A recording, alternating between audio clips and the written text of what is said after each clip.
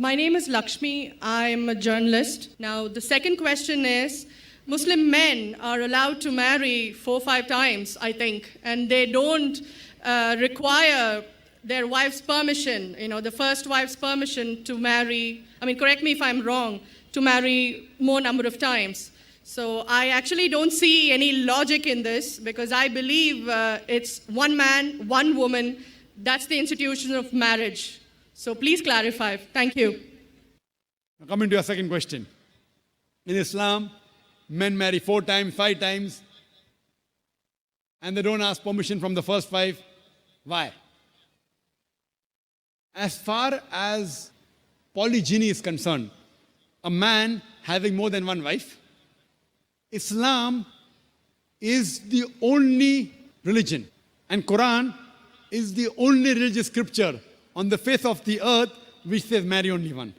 There is no religious scripture besides the Quran. I'm a student of comparative religion, which says marry only one. There is no verse in the Bible, no verse in the Bhagavad Gita, no verse in the Veda which says marry only one except the Quran. If you read the Hindu scriptures in Ramayana, the father of Sri Ram, how many wives did he have? How many wives? More than one? More than one. 3 wives. Fine. Shri Krishna, according to Mahabharata, how many wives he had? Unlimited. Not unlimited. You don't know your scripture well. No. Did he have 4 wives? No. I have no idea. Not 4, not 100, not 1,000, 16,108 wives. How many wives he had? 16,108. So why can't we Muslims have 4? What's the problem? When Shri Krishna can have 16,108 wives, why can't we have 4? Further, if you read the Vishnu Purana, chapter number 24, verse number 1, it says a Brahmin can have up to 4 wives. If you read the Jewish scriptures, it gives you permission to have as many wives as you wish. If you read the Christian Bible, it gives you permission to have as many wives as you wish.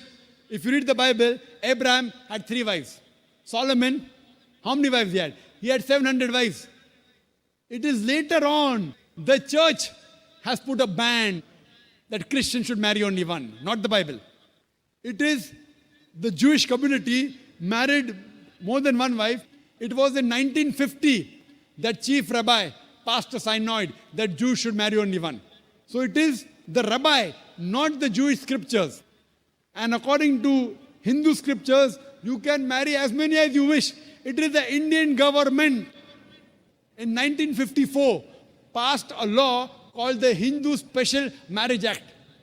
Hindu Special Marriage Act, which says Hindus should marry only one. It is not the religious scripture. It is not Bhagavad Gita. It is not Ramayana. It is not Mahabharata. It is not Veda. It is the Indian Penal Code.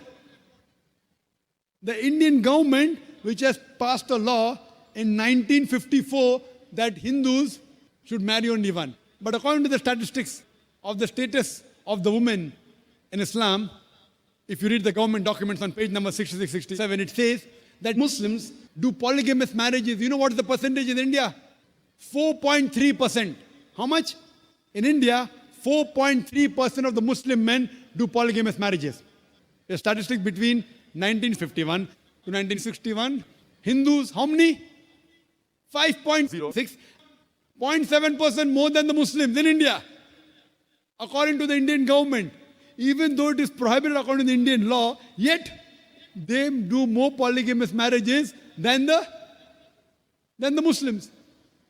Why? Now, let's analyze what does the Quran say. Quran says in Surah Nisa, chapter 4, verse number 3, marry women of a choice in 2s, 3s or 4s. But if you can't do justice, marry only one. This statement, marry only one, is only given in the Quran and no other religious scripture. It says, marry women of a choice in 2s, 3s or 4s. But if you can't do justice, marry only one. So if you want to marry more than one woman, one of the criteria of the Quran is you should do justice. If you can't do justice, you should marry only one. Now, what are the reasons, logical reasons a person can think that why has Islam permitted certain men to have more than one wife. Many non-Muslims think it is fard. It is compulsory for a Muslim man to have more than one woman, to have more than one wife. It's not compulsory, it's optional. It's not fard. It's not compulsory. How many Muslim men do you know who have more than one wife? How many do you know, sister? How many do you know? A few. How many? A few again. Few means 1, 2, 3. How many? Yeah, at least about 3. About 3. Have you heard of Dharminder? Yeah. How many wives he has? 2. Muslim or non-Muslim? Non-Muslim. Non-Muslim. Your previous chief minister, what's the name? Jayalalitha. Yes. Hindu or Muslim? Hindu or Muslim? Hindu. Hindu, fine. Now these are famous personalities. Fine. How many famous personalities you know in India who have got more than one wife? The 3 you know may be locality, fine? Yeah. Local, maybe friend in your neighborhood, maybe your colleague. In India, there are more non-Muslims having more than one wife than the Muslims. Now let us understand what are the logical reasons. Come back to logic now. Now, by nature, if you ask any medical doctor, he will tell you, male and female are born in equal proportion. Girls and boys are born in equal proportion. But any medical doctor, any pediatrician, any children doctor will tell you that the female sex, the female child is stronger than the male child. That's the reason there are more deaths in the male children as compared to female children. So in children's age itself, the female children are much more than the male children.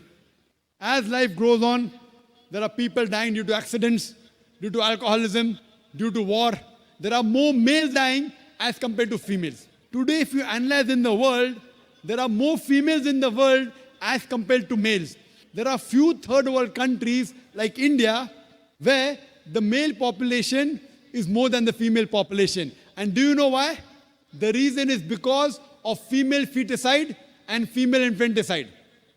According to an article, a program which came on BBC by the name Let Her Die, the program was assignment. There was a British reporter by the name of Emily Buchanan. She comes to India and she says that every year in India, more than 1 million fetuses are being aborted after they identified that they're females. She says more than 3,000 every day. You multiply, more than 1 million every year. According to the Tamil Nadu government hospital report, she gives the statistics, out of 10 female born alive, do you know how many are put to death? 4. Sister, did you know that?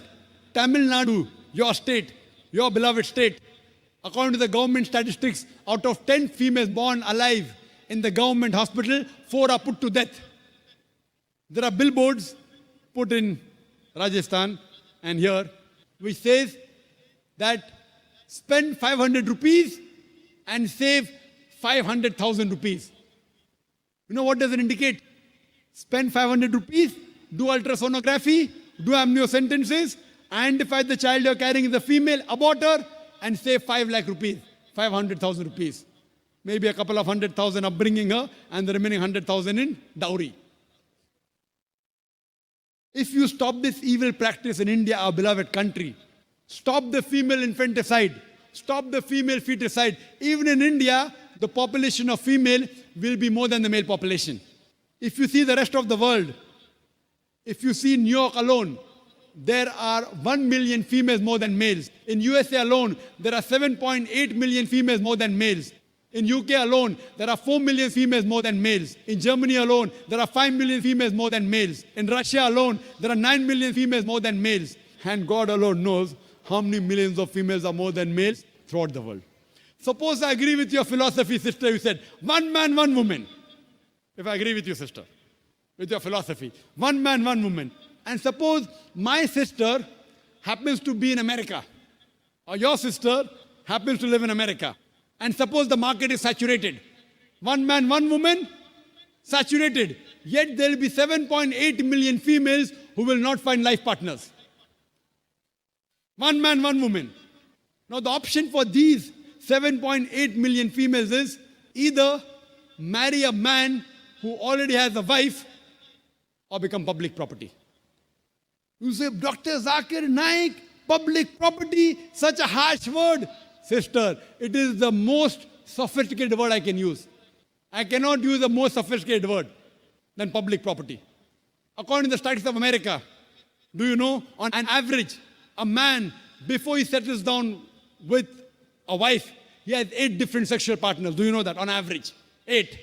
Some may have 1, some may have 10, some may have 28 sexual partners before he settles down with one.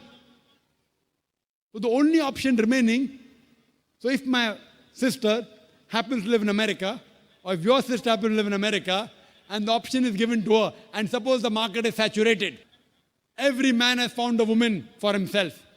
And unfortunately, if my sister, or if your sister happens to be one of the women who has not found a life partner, the only option for them is either marry a man who already has a wife or become public property. Any modest woman would opt for the first. Sister, what would you opt for your sister? Marrying a man who already has a wife or become public property? My sister's too young to be married, so When she grows up and if she happens to go to America, or if you happen to be in America, third choice. what would you prefer for her? You're the elder sister. Would you prefer her becoming public property or marry a man who already has a wife and get equal rights? In Islam, if you have a second wife, you give equal rights. In America, the public property has got no rights. She's degraded. She's dishonored. In Islam, she has an equal right. She gets honor. What would you prefer for younger sister when she grows up? Sometimes it's difficult to speak the truth, sister, correct? Especially in front of such a large audience. Anyway, I've got your answer, sister. Thank you. And your silence speaks for that. So that's the reason in Islam, sister, men have been allowed to marry more than one wife is to protect the woman, not to degrade her. Regarding a question, is it compulsory that the husband should take the permission of the wife? It's not compulsory because if she wants to protect, if that man wants to protect another woman, a normal woman, I agree with you, sister, no woman under normal circumstances would like to share the husband. You have to agree. This is human nature. But if the woman is a good Muslimah, is a good Muslim woman, what she says, let a small loss take place to prevent a big loss. She will say, I know sharing my husband is a loss for me, but I would prefer letting a small loss take place for me to prevent my sister becoming public property. She's a good human being. So she would surely give permission to the husband to marry a second woman, if she's a good Muslim woman. But taking permission is not fard, it is preferable. But at least informing is a requirement so that he does justice between the two wives. Hope that answers the question, sister. Thank you.